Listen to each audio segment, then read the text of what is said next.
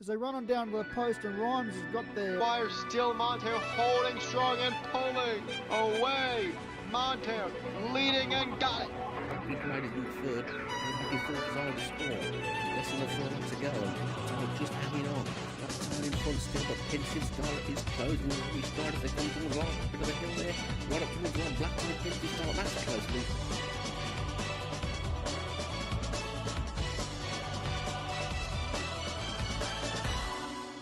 So welcome to episode 2 of the Starters Order 6 online league.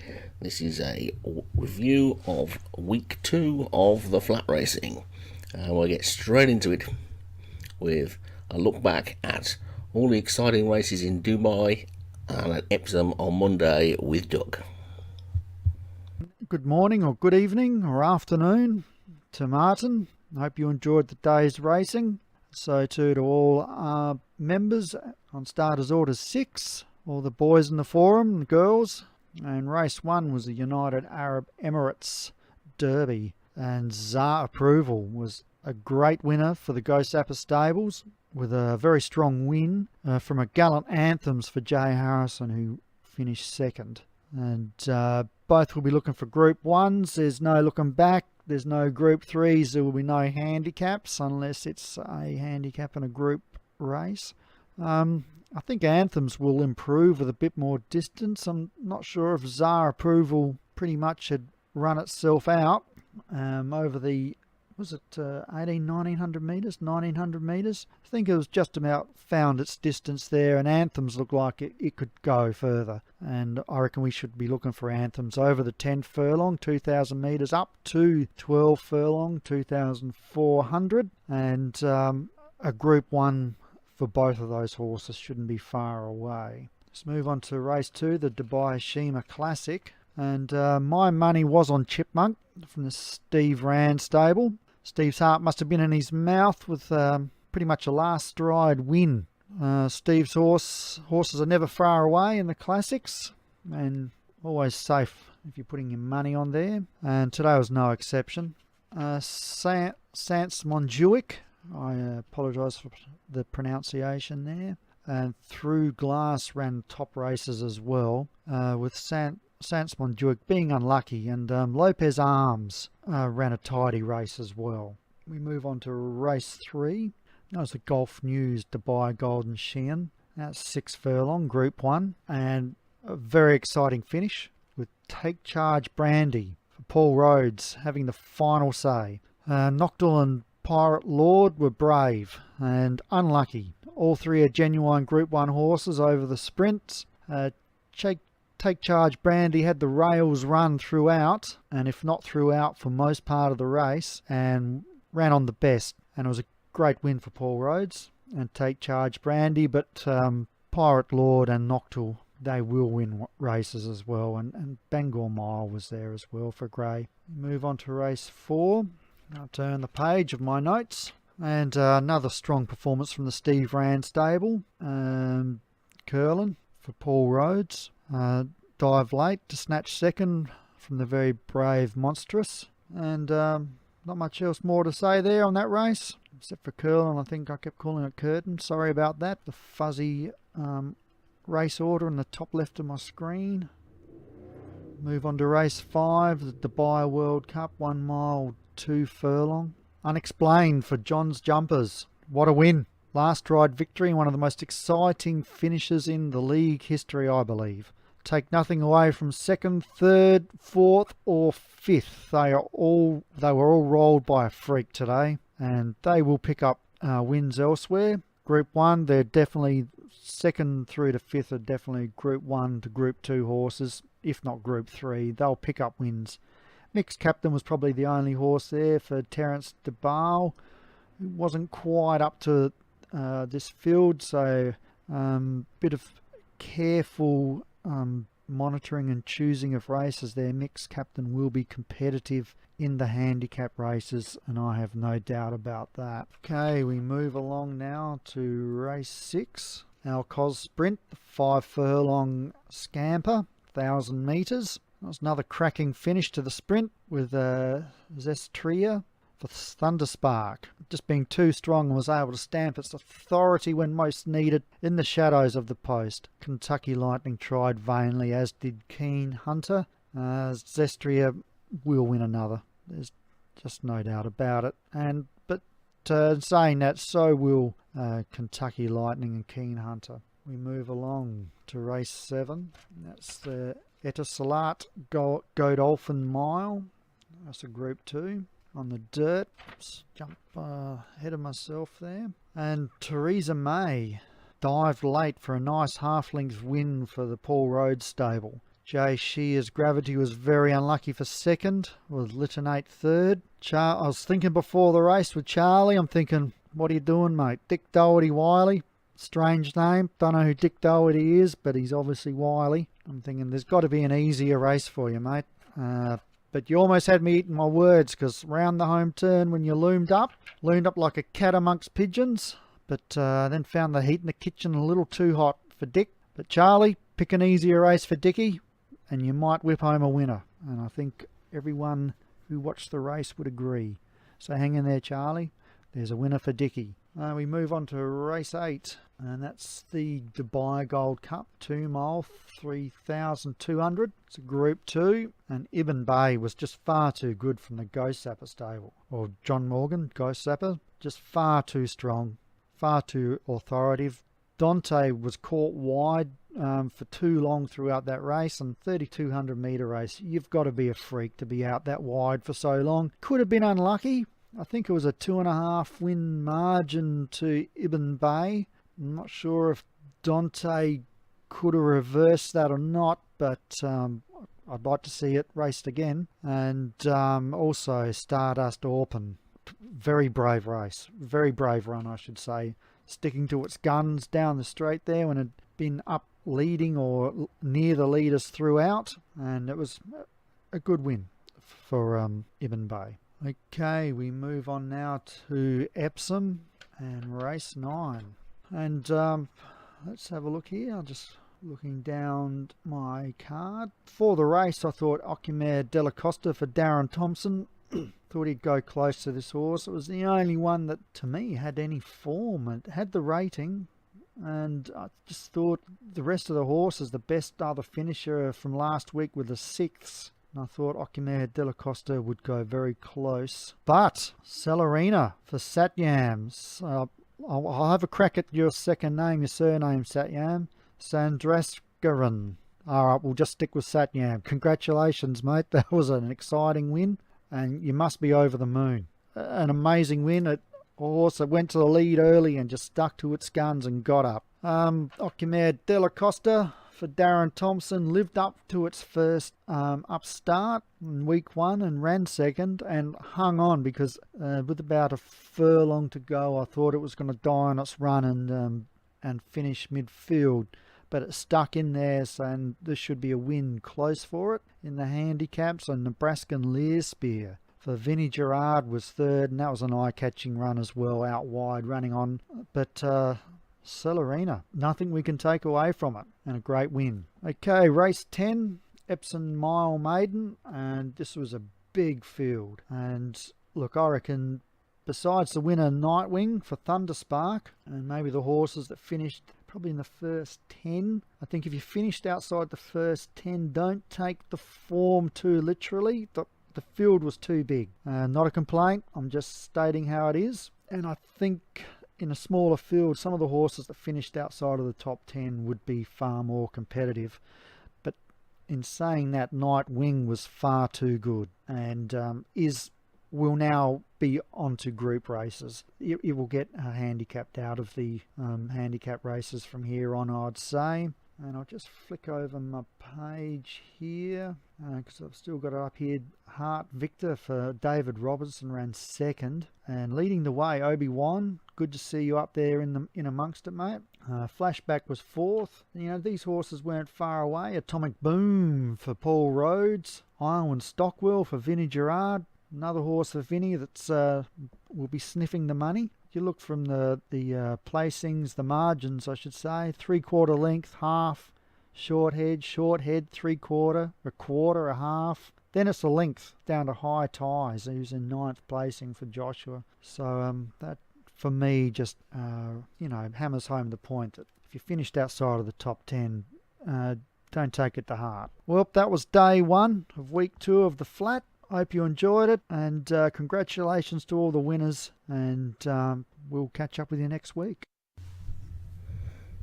So thanks for that, Doug. Some great insights there into the racing on Monday. Some really interesting bits of information and some great ideas. I'm sure the 2 trainers will be having a think about what you've said there. Pretty good stuff. We didn't find out the recipe for the mushroom fancies, but never mind. I'm sure you'll give us that next week. On we go to Tuesday then. Tuesday was all about the Lincoln at Doncaster. 2 classic trials, a Nell Gwyn and a Craven at Newmarket, and 2 big sales races at Newmarket as well. So let's go and have a look and see what we can make of those.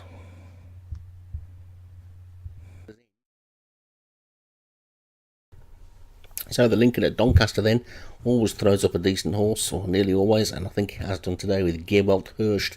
She had a great turn of foot to storm up and win virtually on the line, and that might even get a bit further. I gather it's running over a mile again next week in a group race, and you'd have to give it a great chance of following up. Morbid Curiosity was unlucky being robbed on the line. That one will win. And the 3rd placed horse, Arnold Chimay, that will win as well. Note about the favourite, Manakakias, that one ran a better race than you might think as well. It ended up finishing 6th, but it stumbled coming out of the gate, and also ran up the near side where there weren't so many horses, so that will probably do better in time. Fork in the Road will win over a shorter trip. Lottery Ticket will win over a shorter trip, and Blue Shoe and Streak Corona, despite finishing out the back, are not to be written off. They can come back and win a race at some point as well. So the Nell Gwyn, after that then, that was a fascinating race as well, but it was all about one horse, and that was Selena. Selena had such a turn of foot, powered away. I think she'll get the extra furlong. I think she'll take all the beating in the Guineas next week. Some of the others ran reasonably well, but it was all about Selena. Melina didn't run too badly in 2nd.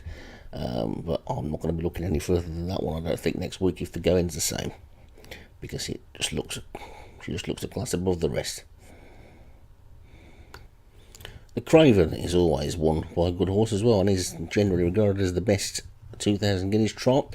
Rivermore was the pretty hot 7-4 favourite, and he ran pretty well and won it like a 7-4 favourite should do.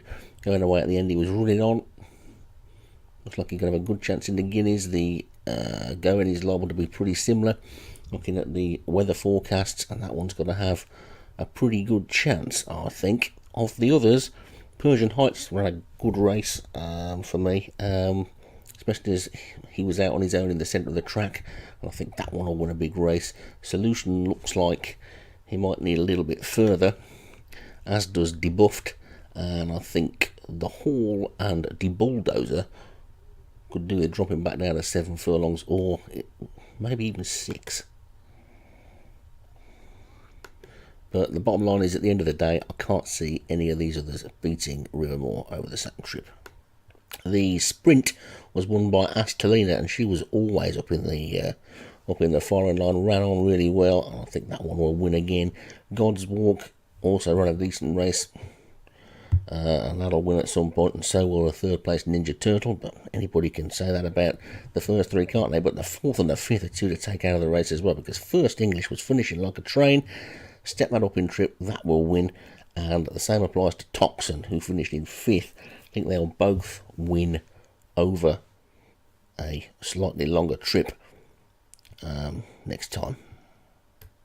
So the 3-year-old Sprint Trophy was the last race of the day, and that was another fantastic race, because River June, Yellow Sub and Tocken spread across the track.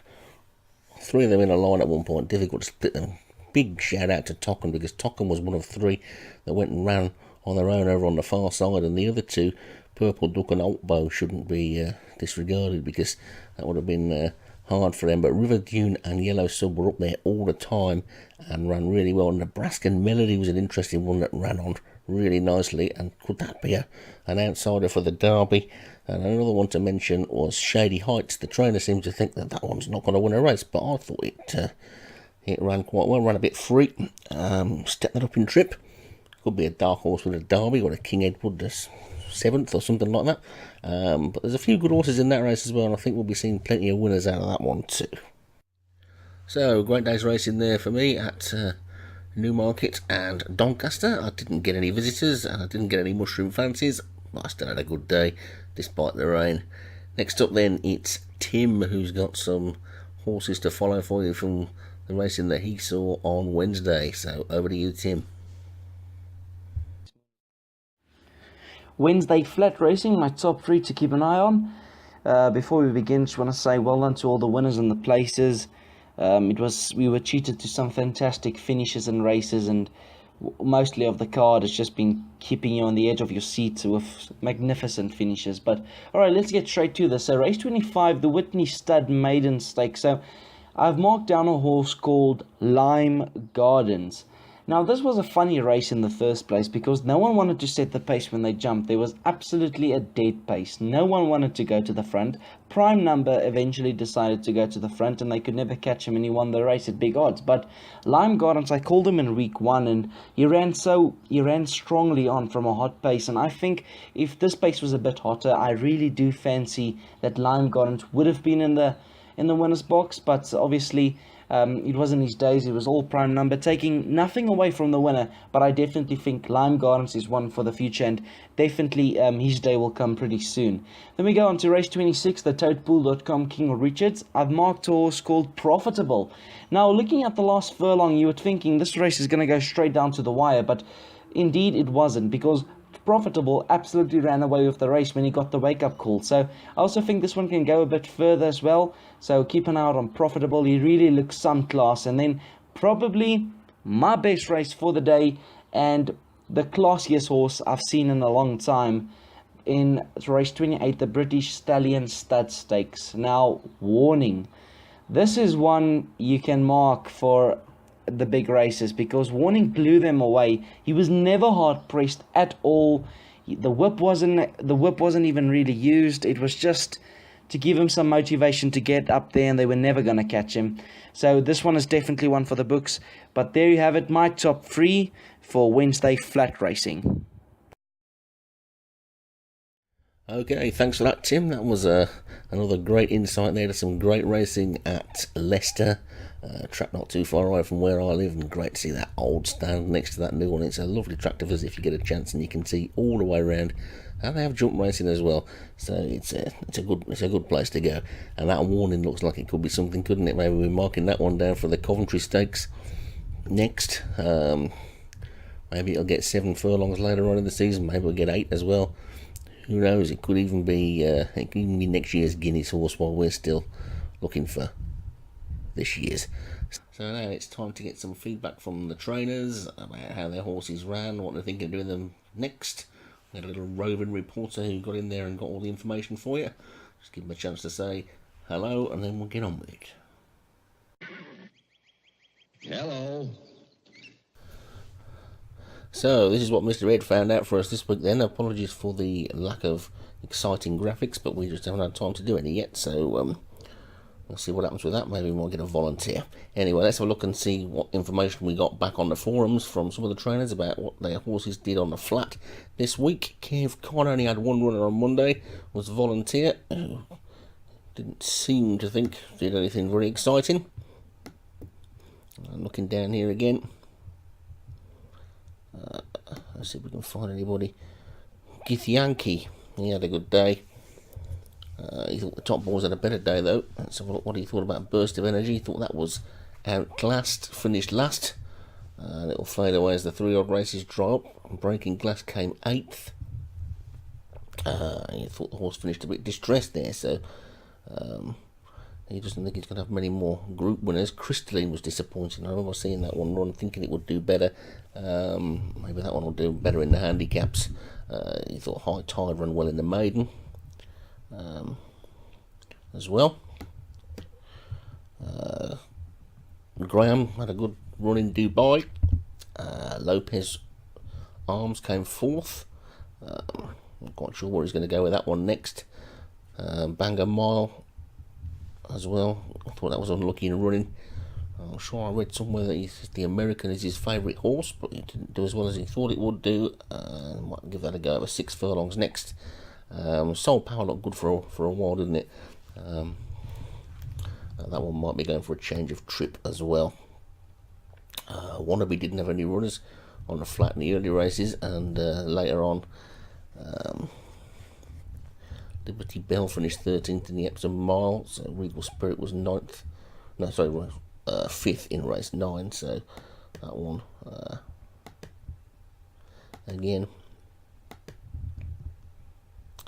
There we go, Ghost Zapper, one of the big stables, giving us some info as our approval one, so he's up with that one. He's already said that one is going to go for the Kentucky Derby. Maybe we'll get some words from Mike next week about what chance he thinks that one's got in that race. Unexplained, of course, one again. That looks like one to follow, doesn't it? Unexplained, he'll be delighted with that one. Not giving us any clues as to where he's sending it next, though. Not so keen on Silver Wizard and Keen Hunter. I wasn't too pleased with that either. But Ibn Bay, didn't that run well? That must be in with a chance. I saw the long distance races. Could it stay far enough to win the Gold Cup? I don't know. We'll have to see. Leon's pleased with his flat horses. They're doing better than he thought they would.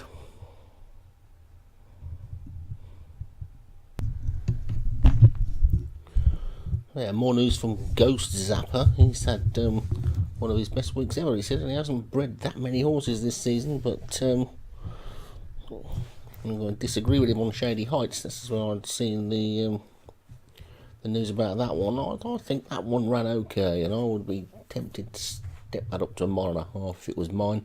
I wouldn't give up on it yet. There was a hot race it was in, and they were right across the track, and it was up there for a while. It didn't have a great deal of company either, and I'd give it another go.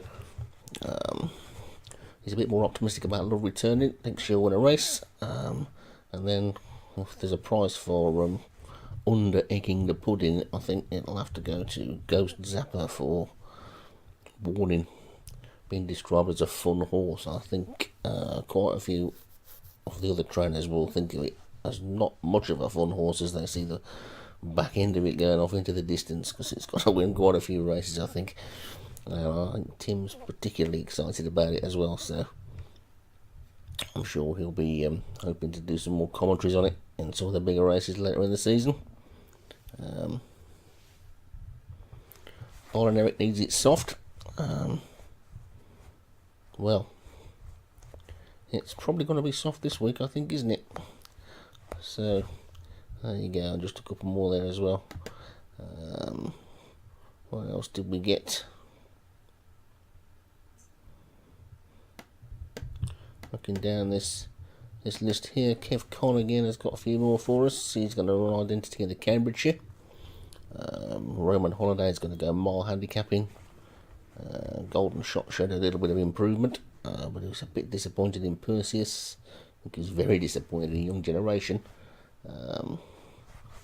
Crush, does that mean he's going to drop it down a furlong? I don't know on what distance it ran over, so doesn't look like that one's totally out of it yet, though, does it? But Secret Agent doesn't appear to be going the right way.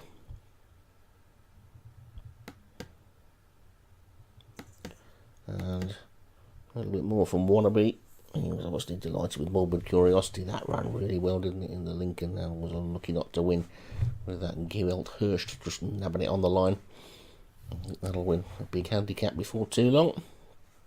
Holland Croft ran well as well to come second. He was happy enough with that one.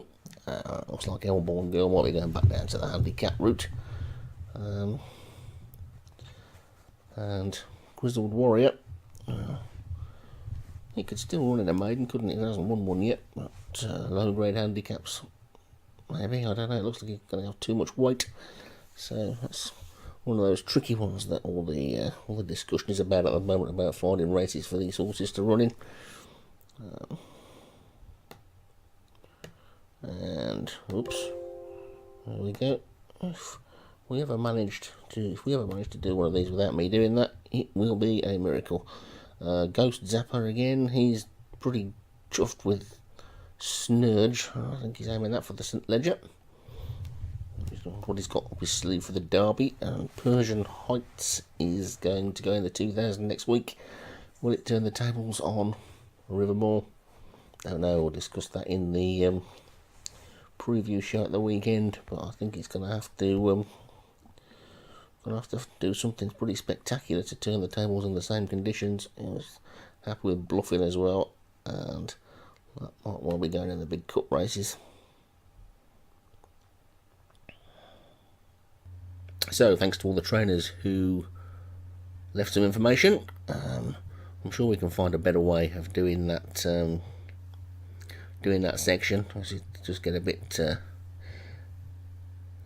mundane at times, especially when I can't press the right button. But there you go.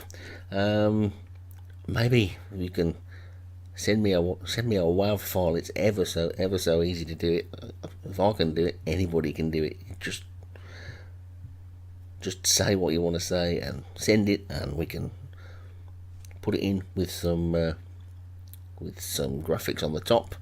Talking of graphics, big shout out, thank you to Paul Rhodes for doing the new opening bit, which is pretty good. Makes it look great.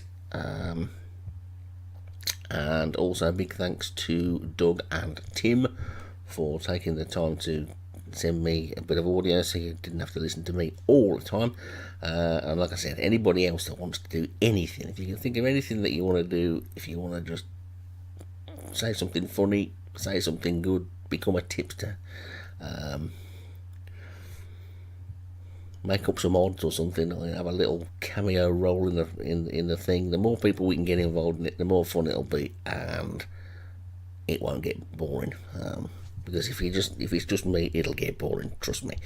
So there we go. I'm going to leave you with the finish to one of the big races on Monday, and we'll be back with a National Hunt review show hopefully tomorrow, and then a preview of the weekend's racing on Saturday. Until then, it's goodbye from me and goodbye from everybody else. Isabel running well. Out wider now, Darcy are running on. As they come on down to the furlong, it's still Animal Kingdom in front, but they're slowly picking it up. It's Animal Kingdom, here they come. Darcy, Sugesco, Isabel. Darcy takes a lead at the half, running strongly out wide. They're coming home like trains and bursting through, hitting the line, Unexplained, and I think it's got up. Unexplained, what an amazing win. It's come like a rocket.